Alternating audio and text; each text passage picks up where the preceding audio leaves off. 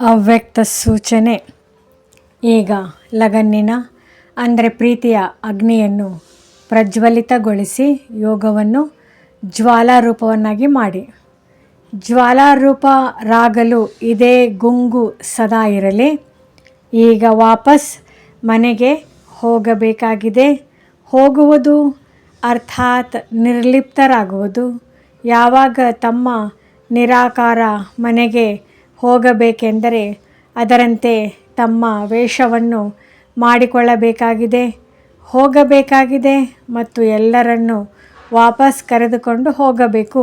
ಈ ಸ್ಮೃತಿಯಿಂದ ಸ್ವತಃ ಸರ್ವ ಸಂಬಂಧ, ಸರ್ವ ಪ್ರಕೃತಿಯ ಆಕರ್ಷಣೆಯಿಂದ ನಿರ್ಲಿಪ್ತ ಅರ್ಥಾತ್ ಸಾಕ್ಷಿಯಾಗಿ ಬಿಡಬೇಕು.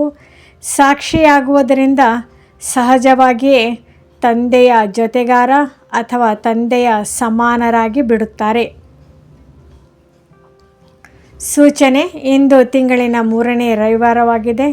ಎಲ್ಲ ರಾಜಯೋಗಿ ತಪಸ್ವಿ ಸಹೋದರ ಸಹೋದರಿಯರು ಸಂಜೆ 6:30ರಿಂದ 7:30ರವರೆಗೆ ವಿಶೇಷವಾಗಿ ಯೋಗಾಭ್ಯಾಸದ ಸಮಯದಲ್ಲಿ ತಮ್ಮ ಆಕಾರಿ ಫರಿಷ್ಠಾ ಸ್ವರೂಪದಲ್ಲಿ ಸ್ಥಿತರಾಗಿದ್ದು ಭಕ್ತರ ಕರೆಯನ್ನು ಆಲಿಸಿರಿ ಮತ್ತು ಉಪಕಾರ ಮಾಡಿರಿ.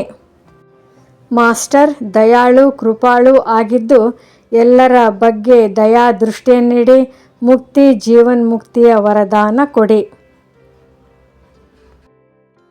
ಸಬ್ಸ್ಕ್ರೈಬ್ ಮಾಡಿ, ಶೇರ್ ಮಾಡಿ.